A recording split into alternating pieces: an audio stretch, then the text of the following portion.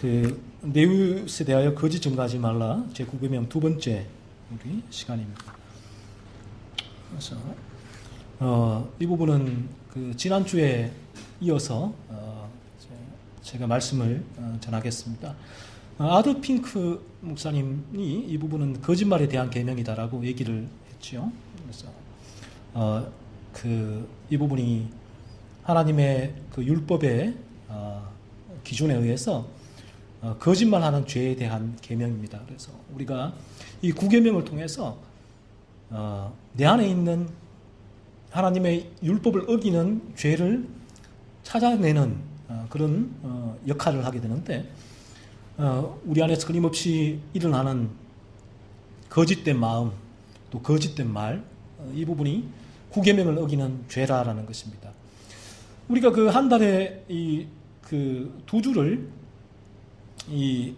그 율법을 통해서 죄의 기준을 알아보고 또 그 죄의 기준을 가지고 나에게 적용을 하지요. 우리의 그 마음과 생각과 말과 눈과 행동들을 이 죄의 기준으로 살피고 이 기준에 어긋나 있으면, 성경의 기준에 어긋나 있으면 죄란 거예요. 우리 안에서 이러한 죄가 끊임없이 내 안에 일어나고 있음을 이 성경의 기준을 통해서 우리가 알게 되는 것입니다.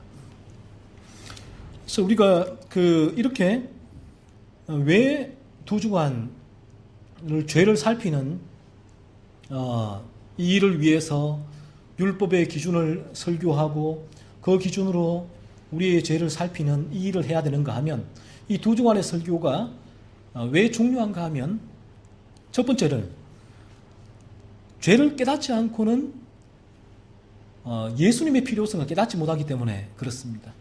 그래서 우리가 이 기독교는 예수님을 믿는 종교죠. 예수님을 믿는 것이 가장 본질적인 부분인데, 그러면 어떻게 예수님을 믿을 수 있는가 했을 때에, 예수님이 우리에게 천국으로 인도해 주시고 우리에게 복을 주시기 때문에 예수님을 믿는 게 아니에요.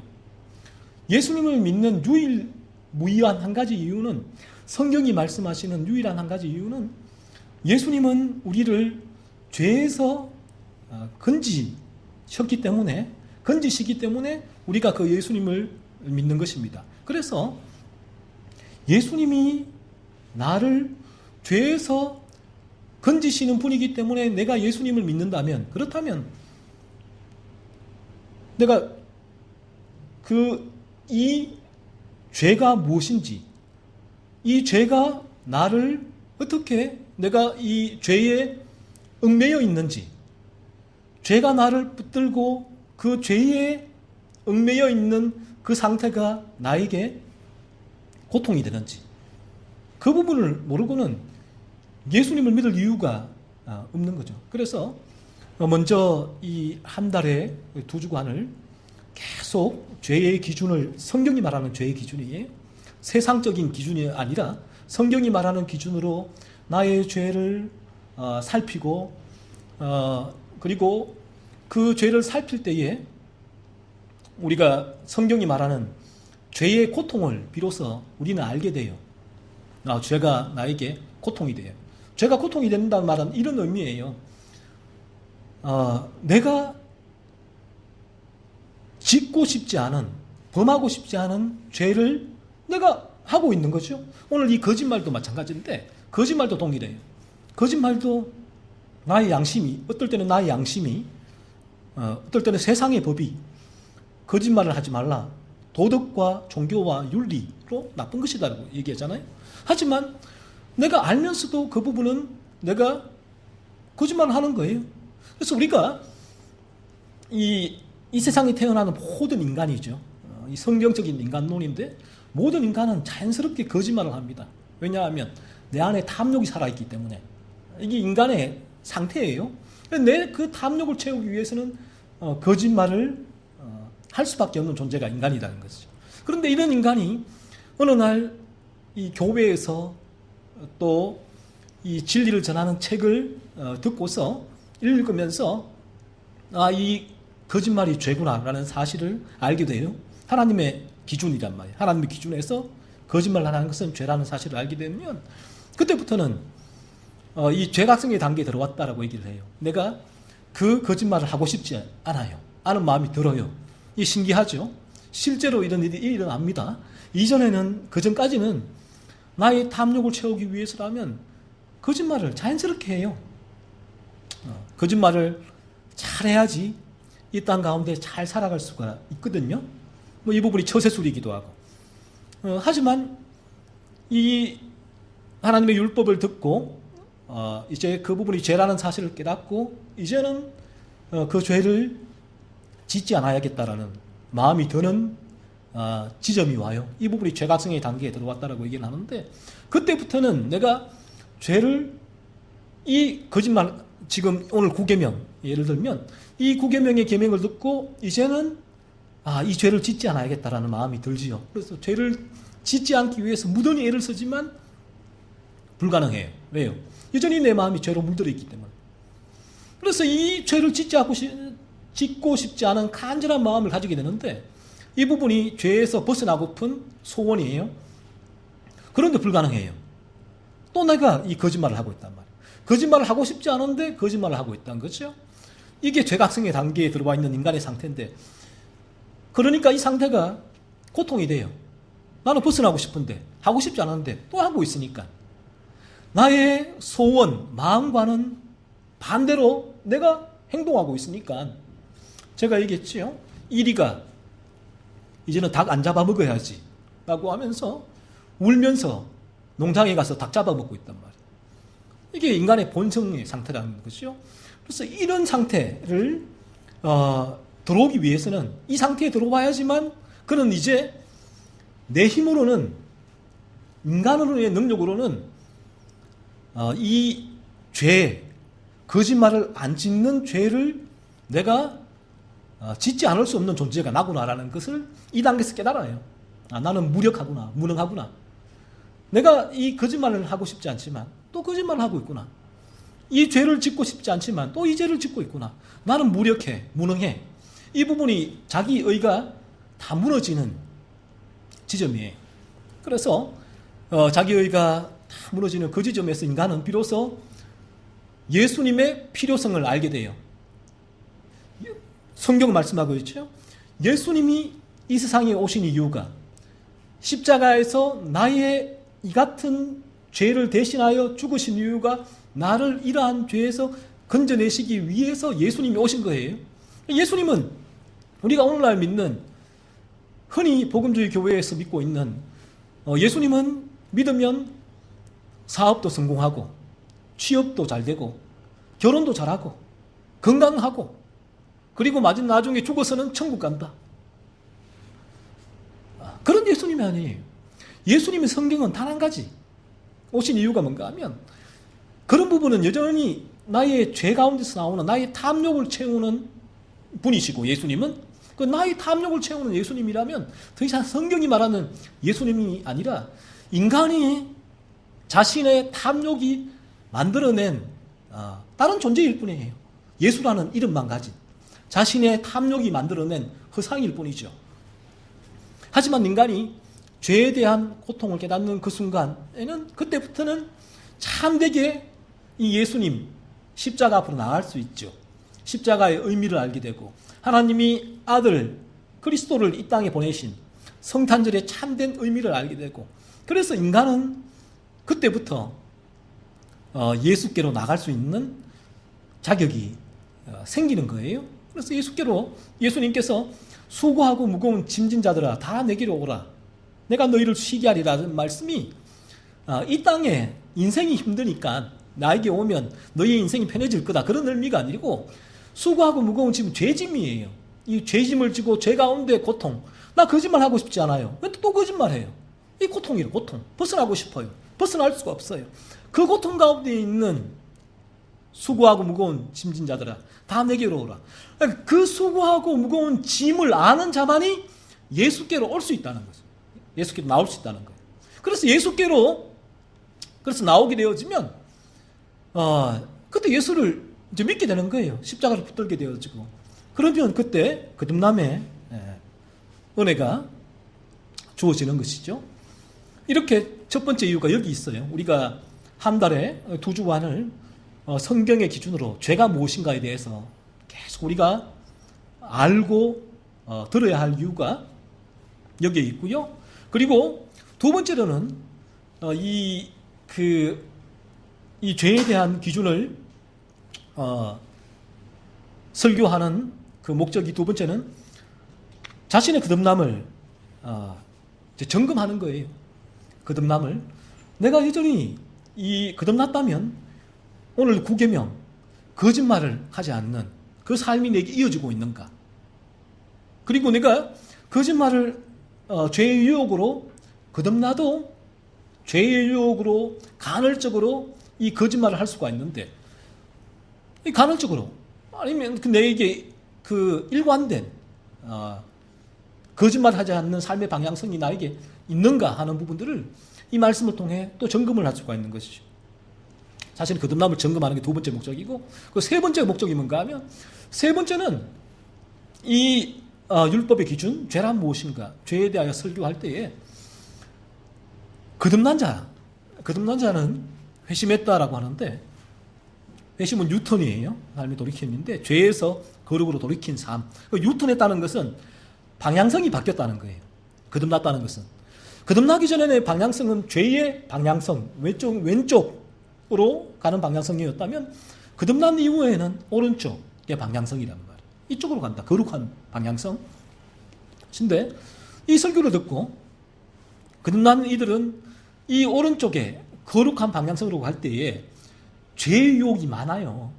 죄의 유혹으로 자주 그 유혹에 넘어지기도 합니다. 그래서 마틴 로이드 존스 목사님은 거듭난 이들도 죄의 유혹에 흔들릴 수가 있다. 넘어질 수가 있다. 하지만 그들은 여전히 거룩한 방향을 향하여 걸어가고 있는 좁은 길에서 넘어진 것이고 다시 일어나서 틀고 그 길을 걸어간다라고 그렇게 얘기를 해요.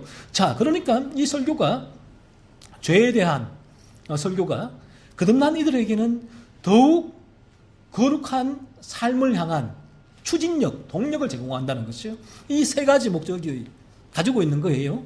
이 성경이 말하는 죄란 무엇인가에 대해서 설교를 할 때. 그래서 이런 목적이 없다면 오늘날 복음주의 교회에서 거짓말하지 마십시오.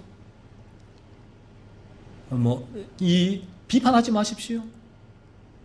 이런 수많은 그 성경에 하라 하지 말라 죄에 대해서 얘기할 때 이러한 목적이 아니라면 이러한 설교는 거짓말하지 마십시오라는 설교는 도덕과 종교와 윤리예요. 일반 학교에서도 어디에서도 언제든지 모든 인간이 들을 수 있는 그런 도덕과 종교, 윤리에 관한 설교일 뿐이죠. 이 설교는 절대로 한 영혼을 중생과 회심으로 인도할 수가 없습니다. 그의 지금 죄로 물들어 있는 그의 마음을 이 설교는 절대로 건드릴 수가 없기 때문에 그런 거예요. 하지만 이러한 목적으로 영혼의 거듭남과 회심을 위하여 죄로 물들어 있는 그 인간의 상태를 파헤치고 알려주고 그들이 그러한 상태에서 건진받을 수 있는 유일한 길이 그리스도 예수이심을 알려주고 그리고 구원받은 이후에 온전한 거룩함을 향하여 죄를 죽이는 삶을 위하여 살아가야 수 있도록 이 진리가 율법이 죄를 말해주는 이 설교가 전해질 때에 성령이 이 진리를 가운데 역사해 주셔서 도덕과 종교와 윤리는 인간의 겉모습만 바꾸는 거예요. 즉 말하면 거듭남은 존재의 변화거든요.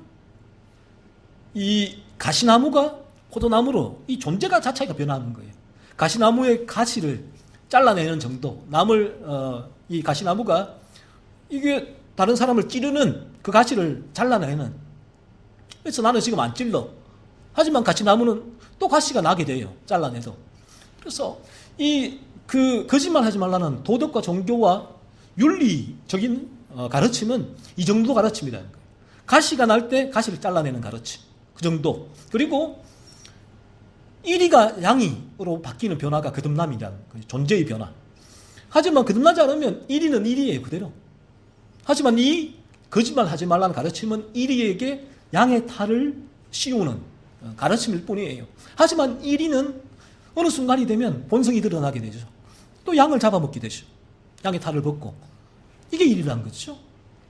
하지만 우리가 거듭나게 되어지면 우리에게는 이러한 존재의 변화가 오게 되죠. 그래서 그 존재의 변화에서 이 거짓말 하지 말라라는 부분이 뭔가 하면 변화된 존재의 삶의 도잉이에요. 그 도잉이 도잉. 변화된 존재의 도잉, 삶이라는 거예요. 변화된 존재에서 저절로 나오게 되는 삶이 이 거짓말 하지 말라는 삶이죠. 그래서 가시나무가 포도나무로 바뀌면, 거듭나면 포도나무는 어떻게 해요? 가만히 두어도 어떤 열매가 맺힙니까? 포도 열매가 맺히게 되죠. 그리고 이리가 양으로 거듭나게 되면 존재의 변화죠. 양은 양을 잡아먹지 않아요. 양은 이제 그때부터 목자의 인도를 따라서 목자가 이렇게 데려오면 여기 풀 먹어 하면 목자이신 그리스도를 따라서 양은 이제 풀을 먹고 목자가 인도하면 물을 마시고 그런 존재로 변하게 되는 것입니다. 그래서 그에게 거짓말 하지 말라는 이 설교가 이제는 더 이상 그에게는 종교 도덕 윤리가 아니에요. 변화된 존재에서 자연적으로 우러나오는 그런 두잉이 되는 것이고 그런 두잉에 대한 더 강력한 촉구, 그런 살아가는 삶에 대한 추진력, 동력이 되는 말씀이 된다라는 것이죠. 그래서 성경은 말씀하십니다. 거듭난 자에게 이렇게 말씀하고 있죠. 에베소서에서 6장에서 2절 우리의 싸움은 혈과 육의 우리의 씨름이라고 표현했죠. 예전에는 싸움이라고 했는데 개정개혁에서는 씨름이라고 표현하는데 우리의 씨름, 저나 여러분이 해야 하는 이 땅 가운데서의 씨름, 싸움이 누구와 대적하는가 하면 혈과 육을 상대하는 것이 아니란 것이죠. 통치자들과 권세들과 이 어둠의 세상 주관자들과 하늘에 있는 악의 영을 상대하는 것이란 거예요. 무슨 말인가 하면 한마디로 이런 의미예요. 이런 의미. 이 부분을 한마디로 줄여 말하면 죄를 죽이는 싸움이란 거예요.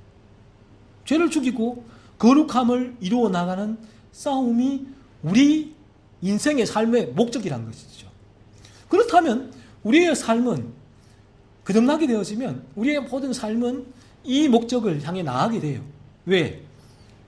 거듭난 존재의 방향성이 이 방향성이니까 이 방향성대로 인간은 살아가게 되는 것이죠. 그래서 이 말씀이 어떤 의미인지 알아요. 나의 씨름이, 싸움이 혈과 육에 대한 것이 아니구나. 나의 씨름이 이 어둠의 영, 끊임없이 나를 죄로 유혹하고 죄로 나를 지배하고 있는 이 어둠의 영과의 싸움이구나라는 사실을 알게 되죠. 그래서 이제 그는 더 이상 거듭나게 되어지면 우리가 이 싸움의 대상을 알게 돼요. 바뀌어요. 싸움의 대상이. 거듭나지 않을 때는 우리의 싸움의 대상은 사실은 우리가 죄를 지배하고 있기 때문에 이 죄가 지배하고 있다는 것은 마귀가 우리를 지배하고 있다는 그런 의미죠. 성경은 말씀하고 있고 그러므로 죄가 우리를 지배하고 있다는 것은 마귀가 우리를 지배하고 있는 사탄의 나라에 속해 있기 때문에 하나님을 대적하는 그런 존재가 인간들이죠. 그래서 끊임없이 인간들은 그 탐욕을 추구하기 위하여 살아가게 되고 탐욕을 위해서 혈과 육에 대한 싸움을 하게 되는 거죠. 탐욕을 채우기 위해서.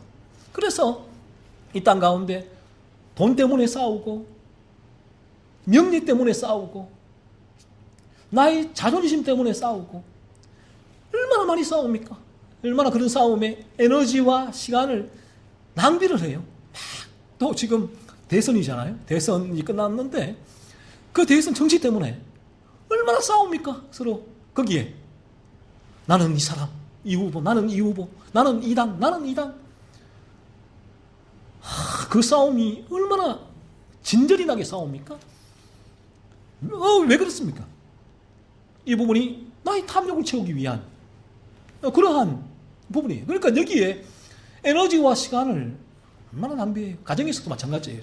거듭나지 않으면 남편과 아내도 조그만 일 가지고 다퉈요. 쓸데없이.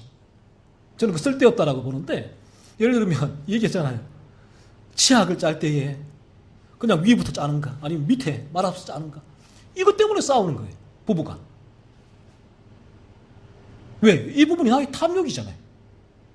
자녀에 대한 양육의 방식, 돈 때문에 더 벌어와 적게 벌어와 이 정도면 되지, 이것 때문에 싸우고, 이러한 부분들이 끊임없는 이 에너지와 시간을 거기에 낭비하는 거예요. 그런데 우리가 거듭나게 되어지면 참 놀라운 변화가, 물론 우리의 죄의 유혹으로 부부 간에, 또 부모와 자녀 간에, 직장에서 또 친구들 간에 이러한 죄의 유혹으로 다툼이, 갈등이 생길 수도 있어요. 올라오기도 해요. 저도 동의를 하지만 이내 어떤 부분이 생기느냐 하면, 내 지금 뭐 하고 있는 거지? 내가 왜 여기에 에너지와 시간을 낭비하고 있지? 내가 싸워야 할 싸움은 바로 지금 여기에 에너지와 시간을 낭비하고 있는 이 싸움의 본질이 무엇인가? 이 싸움의 본질이 죄구나 알게 되죠, 이 자체가. 그래서 죄를 돌이켜보고 돌아보고 그 죄를 밀어내고 또 거룩을 향하여서 나아가게 돼요. 이 싸움에서 자꾸 발을 빼려고 해요. 발을 빼고 싶어요. 해요. 왜요? 내가 이 나의 존재는 포도나무가 되었고 양이 되었기 때문에, 이 거룩한 삶의 방향성을 향하여 내가 나아가고 있기 때문에 이 방향성에 역류하는 삶은 고통이 돼요, 이제 거듭난 사람에게는. 그래서 죄의 유혹이 나의 이 방향성을 돌이키려고 하잖아요. 돌았으면 고통이에요. 오히려 죄의 유혹으로 돌아서기도 하지만 다시 이 방향성으로 운상복귀가 되죠. 하게 되고, 이 부분에 대한 자신의 죄를 돌이켜보고 죄를 밀어내는 그 삶을 이제 살게 됩니다. 그렇지 않으면 끊임없는 우리의 모든 삶은 이러한 어떤 성경이 말하는 우리가 싸워야 하는 그 싸움을 우리가 싸우지 못하고, 우리가 싸우지 않아야 할 대상에게 우리의 에너지와 시간을 낭비를 하게 돼요. 이게 얼마나 에너지와 시간이 낭비되는 것이에요.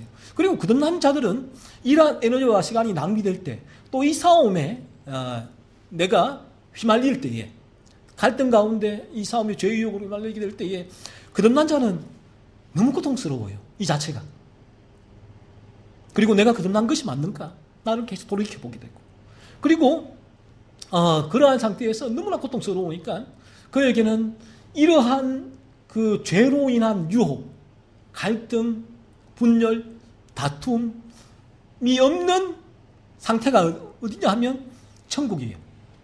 우리가 죽어서 천국에 가면 이 땅에서는 여전히 죄악된 육체를 입고 있기 때문에 죄의 유혹이 있어요, 거듭나더라도.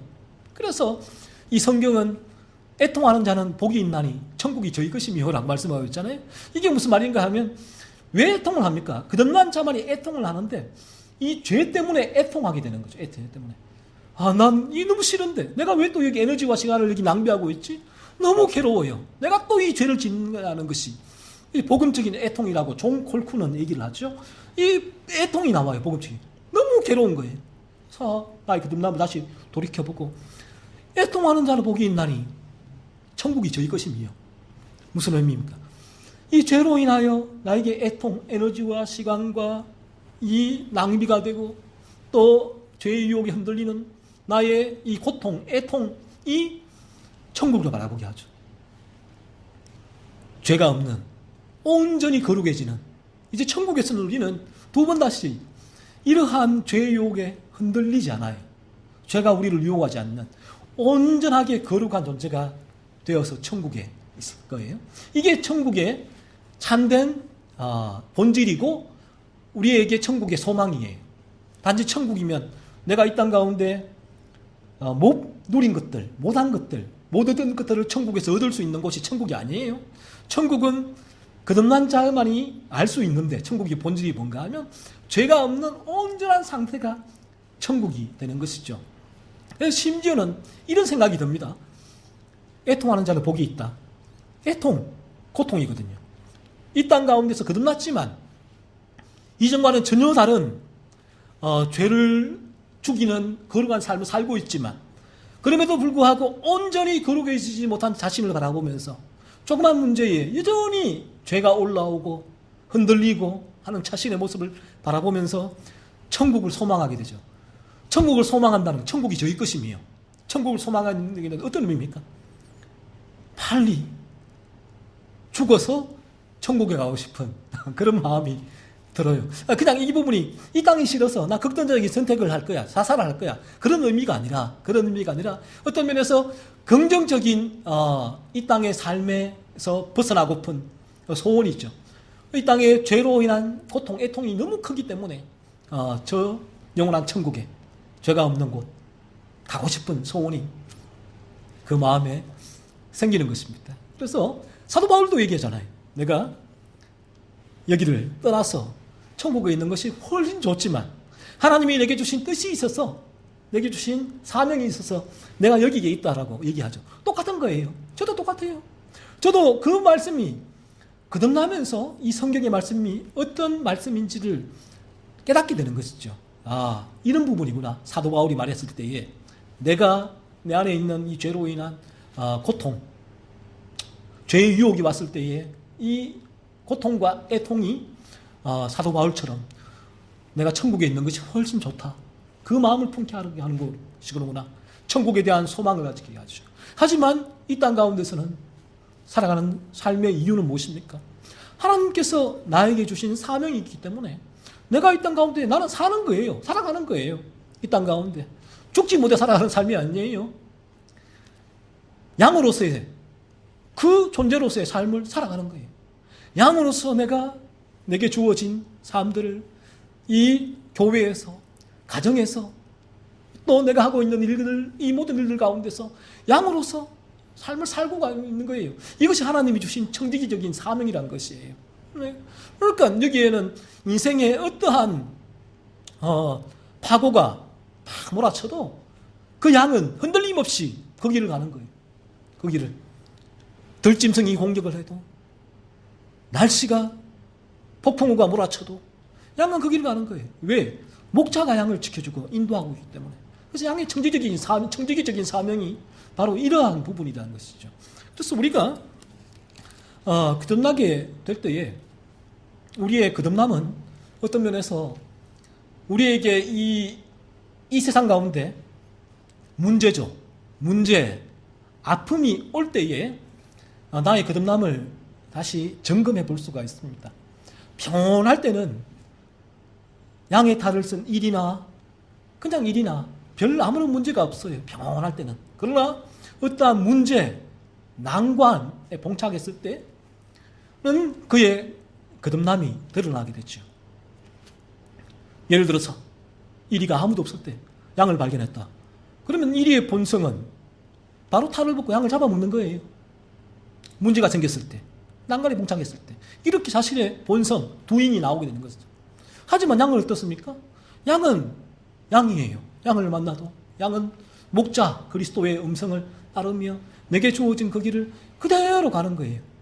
때로는 양이 죄의 유혹으로 뿔이 나서, 양도 받기도 하잖아요. 받기도 하지만 그 부분은 상대에게 전혀 타격을 줄 수 없는 그런 죄의 유혹임을 알죠. 하지만 그런 그대로 양이란 거래요.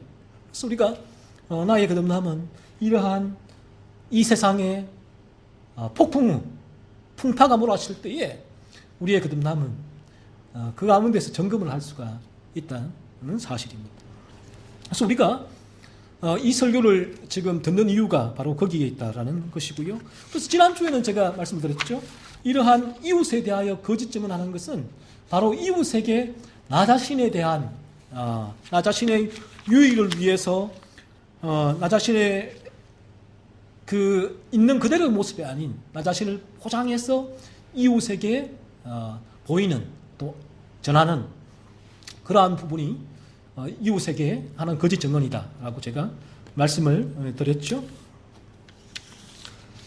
자, 이제 두 번째로 우리가 그 자신의 이익을 위한 거짓 증언에 대해서는 한번 좀 살펴보면 좋겠습니다. 자신의 이익을 위하여 거짓말하는 것도 구계명을 어기는 것이라는 것이죠.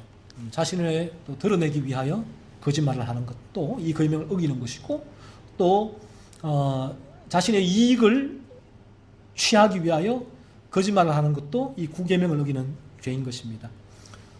이러한 죄는 일반 은총인 양심이라고 일반 은총, 하나님께서 모든 인간에게 주신 은총인데, 이 일반 은총인 양심에 의하여 어느 정도 제재를 받기는 하지만, 이러한 거짓말을 통하여 모든 인간은 자신의 이익을 추구하고 얻는, 취하는 것이 너무나 자연스럽다라는 것이, 우리가 거듭나지 않으면 우리는 이 거짓말로 나의 이익을 챙기는 것을 자연스럽게 행하게 됩니다. 이게 이리의 두잉, 가시나무의 두잉이라는 것이죠. 절대로 이 부분에 대해서 어느 정도 일말의 양심에 조금의 가책은 후에는 느낄지 몰라도 아주 자연스럽게 일을 해서 나의 탐욕을 채우는 쪽으로, 이 왼쪽의 방향으로 인간은 살아갈 수밖에 없다는 것입니다. 그래서 물론 이 사기를 쳐서 이득을 취하게 되면 이 법도 일반 은총이에요.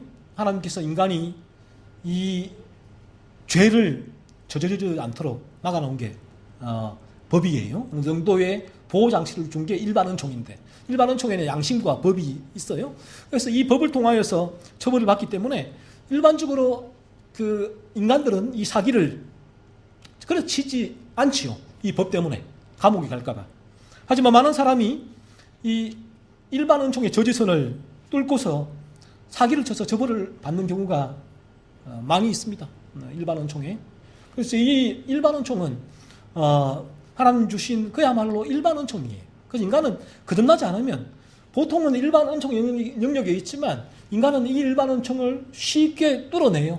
뚫어내서 자신의 탐욕을 채우는 것이 훨씬 더 강해지면 일반 은총 뚫게 되죠. 자, 러시아 우크라이나 전쟁, 푸틴의 탐욕이죠. 야욕이죠. 그러니까 일반 은총 국제법이 이제 그 전쟁을 하지 이제 않는 부분이 국제법인데, 푸틴의 탐욕, 야욕이죠. 그 부분이 일반 은총을 뚫어버려요.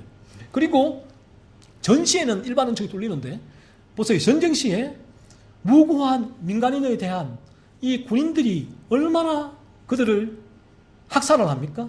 무고한 민간인들에게 폭격을 하고 죽이고 하는 일들이 전시에는 아무런 큰 양심의 가책, 법이 없잖아요. 이 일반 은총이 무너졌을 때 인간은 이러한 악마성을 볼 수 있는데, 이런 부분을 전쟁에서 우리가 볼 수가 있다라는 것이고, 이처럼 인간은 자신의 탐욕을 채우고자 거짓말을 해요. 그리고 이 탐욕이 커지면 일반 은총을 뚫고서 사기도 치고 그렇게 도둑질도 하고 하게 되는 것이죠. 그래서 자연인은 이렇게 생각을 합니다. 이러한 죄를 지을 때도 일반 은총을 뚫고, 다시 탐욕이 너무 커서 일반 은총을 뚫고 죄를 짓는데, 이럴 때도 걸리지만 않으면 아무 문제가 없다라고 얘기를 하죠. 도벽이 있는 사람들 있는데 이 부분은 죄예요. 어떤 심리적이고 정신적인 문제가 아니라 성경은 그 부분은 죄라고 얘기하는 거예요. 자신의 탐욕이 일반 은총을 뚫고 도벽으로 드러난 거죠. 그래서 훔치면서 자신의 탐욕을 채워가는 것이죠. 그래서 이 부분이 정신적인 문제가 있다라고 이제 감정을 받으려고 하지만, 성경의 기준으로 보면 인간은 자신의 탐욕이 커지게 될 때 일반 은총의 이 저지선을 뚫고 죄를 저지르게 된다는 것이죠. 그리고 우리가 있는 그대로 상태보다 과장해서 더 좋은 것처럼 물건을 팔 때도 거짓 증언이 되지요. 이 부분도 사업, 장사, 영업을 포함해서 사실 모든 직업군에서 있는 그대로보다 더 과장해서 말하고 포장하고 거래하며 자신의 이득을 취합니다. 이것도 구계명을 어기는 죄입니다. 그래서 어떤 면에서 오늘날 이 광고 있잖아요. 광고도 곰곰이 이 성경의 기준으로 보면 상당 부분 광고가 이 사실보다 더 포장하는 경우가 상당히 많잖아요. 프란시스 셰퍼는 이 언론을 믿지 말라고 해요. 우리 그리스도인들에게 언론. 왜냐? 카메라의 각도에 이 사건에 대해서 카메라 각도를 10도만 다르게 하면 이 사건은 전혀 다른 사건이 된다는 것이죠. 그런데 이 사건을 매스미디어를 통해서 듣는 시청자들은 이 카메라 각도를 10도 옮긴 이 카메라맨이나 아니면 기자, 관점에서 그 사건을 볼 수밖에 없기 때문에, 그래서 프란시스 셰퍼는 그리스도인에게 항상 중립을 지키고 팩트가 뭔지를 정확하게 체크하라고 얘기를 하죠. 그래서 오늘날 만연해요. 이 모든 직업군에서 사실 이 부분이 그 사실 있는보다 더 포장을 하고 또 그렇게 자신의 이득을 취하기 위해서 그러한 일을 행하는 것이 너무나 만연해 있다는 것이죠. 자, 우리 그리스도인은 이 부분에 이것도 죄구나 라면서 확인하고 나의 죄를 죽이는 삶을 살 거고, 또 그렇지 않고 여전히 내가 이러한 삶을 살았다면 오늘 이 말씀을 통하여서 나의 죄를 바라보는 것이죠. 나의 죄. 이게 죄구나. 내 안에 이런 죄가 끊임없이 있구나. 내 안에. 다른 사람을 속이려는, 내 이득을 취하려는 죄가 있구나. 이게 왜 이런가 하는 거죠.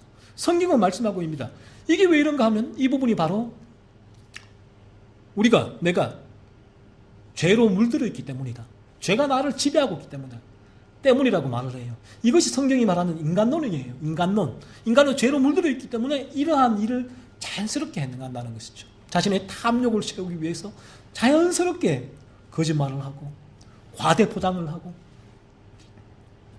팩트보다 더 거기에 계속 이제 덧붙여서 얘기를 하는 것이죠. 그리고 이 구계명은 그 다음에 마지막에 죄가 어떤 부분이 있냐면 상대방에게 해를 가하는 거짓 증언도 이 구계명을 어기는 죄라는 것입니다. 죄의 지배 가운데 있는 인간은 상대방이 나보다 잘 되는 것을 보면 불편해져요. 이게 죄예요. 이 시기와 질투죠. 상대방이 나보다 잘 되면 배가 아파요. 사촌이 땅을 사면 배가 아파요. 사돈이 잘 되면 배가 아파요. 왜 이런 속담이 생겼습니까? 이게 인간의 순리란 거예요. 그러니까 이 속담을 생긴 이유가 인간이 살다 보니까 쭉 역사일을 살다 보니까 내가 그렇고 주변이 그렇네. 사촌이 땅 사면 배가 아파요. 심지어 부부간에도 시기 질투가 생겨요. 남편 아내가 나보다 어떤 면 더 잘 되면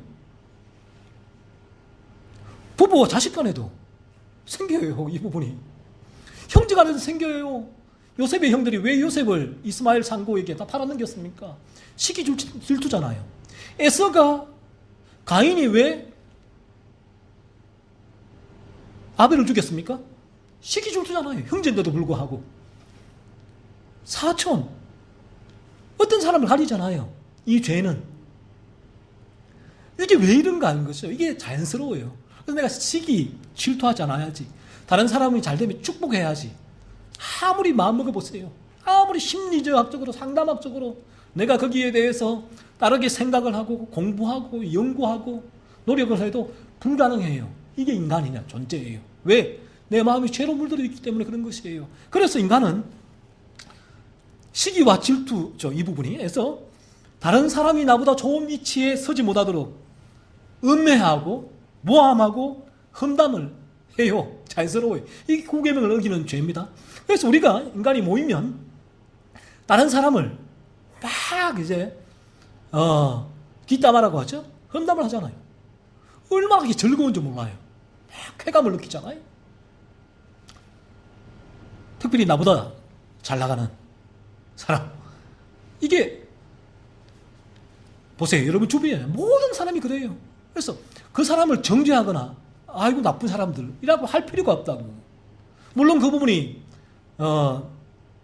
죄예요. 죄. 그래서 그 부분에 대해서 모든 사람이 그러하기 때문에 내가 그 사람을 나도 정죄할 수는 없다는 거죠. 하지만 그 부분은 성경이 말하는 죄라는 것을 알고 이 시간 이 설교를 통해서 이 부분이 나의 죄구나라는 사실을 알아야 된다는 것이죠. 그 부분을 알게 될 때에 내 안에 이런 죄가 또 일어나네. 이 시기와 질투가 또 일어나네. 그래서 내가 이 사람에게 누군가에게 좋지 않은 말을 하네. 험담을 하네. 상대방을 거짓 증거하네. 상대방의 그 팩트보다 더 덧붙여서 또 사실은 실제로 상대방이 하지 않은 일도 내가 추측해서 이 사람은 그렇게 행할 것이야 라고 얘기를 하는 거예요. 그래서 여러분 알잖아요.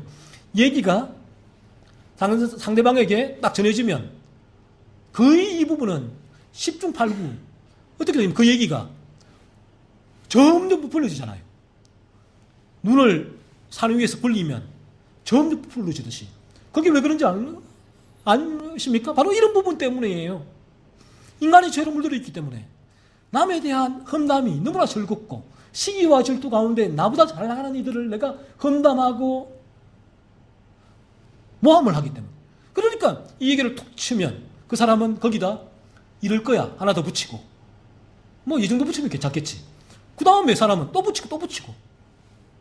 그러면 이 사람이 이 사람에게 있어서 그냥 한번 이제 툭 쳤는데 하늘나고 꿀밤을 하나 쳤는데 건너다 보면 이 사람이 사람을 죽였다. 이 정도까지도 얘기가 커지는 것이죠.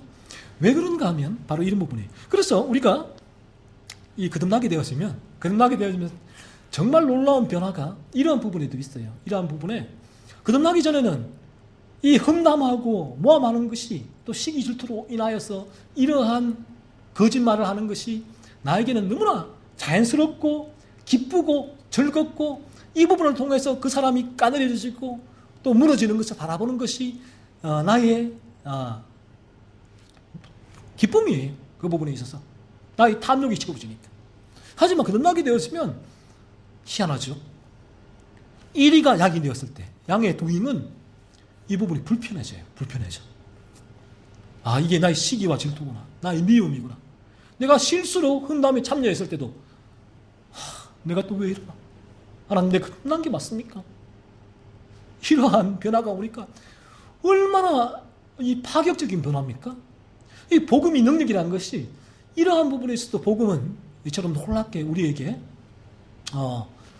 이러한 삶의 실제적인 변화를 가져오게 되니까 이 복음이 능력이라고 하는 것이죠. 이 복음이 우리 삶을 이렇게 바꾸고 가게 되는 것이죠. 그래서 우리가 거듭나게 되어지면 이 어떤 딴 사람의 특정인에 대해서 그렇게 모함하고 험담하고 비판하고 하는 이런 부분들이 상당히 줄어들고 또 불편해지고 이제 그 부분들을 이제 밀어내려고 애를 쓰는 삶이 시작이 되고 있죠. 시작이 되었습니다. 자, 이제 여러분께서 이 들었던 이 말씀을 통해서 여러분의 삶을 한 주간 살펴보십시오. 내가 나의 이익을 위하여, 쾌락을 위하여, 탐욕을 위하여 나에게 사실과 다른 말들을 하고 있다. 다른 이들에게, 나 자신에 대해서, 또 다른 이들에게 대해서 계속 무언가를 내가 부풀리고 과장하고 계속 여기에 덧붙이고 있다. 사실보다 다른 이들 시기와 질투, 미워하고 있다 하는 부분들, 이 죄라는 사실, 성경이 말하는 죄예요. 성경이 아닌 세상은 그 부분을 내가 일반 은총, 이 법을 어기지 않으면 죄라고 하지 않아요. 하지만 성경은 내가 일반 은총을 어기는 그 행위 가기 전에 이미 내 마음에 품었던 그 생각, 동기가 이미 내가 행했던 그 도인과 똑같다라고 얘기를 해요. 그 부분이 죄라는 것이죠. 왜? 내 마음이 죄로 물들어 있기 때문에. 여러분이 그 죄를 잘 찾아내십시오. 한 주간 죄를 찾아내면 내가 얼마나 죄악된 존재인가 성령께서 깨닫게 하시고, 그러면 여러분이 왜 예수님을 믿어야 하는지를 알게 돼요. 예수님이 왜 필요한가. 이것 없이는 나는 예수님을 아무리 믿습니다 라고 해도 예수님을 믿을 수가 없어요. 예수님이 필요한지를 알 수가 없어요. 그래서 이것 없이는 교회에 나오게 되면 그는 그리스도인이 아니라 종교인이 되는, 종교인. 그리스도와 사실은 상관없는 거예요. 종교를 통해서 내 마음의 평안과 이 땅에서의 성공과 야망의 성취와 기복을 구하는 그러한 통로로 이 그리스도와 하나님과 기독교를 사용하는 거예요. 이걸 보고 종교라고 하는 것이죠. 하지만 여러분이 이러한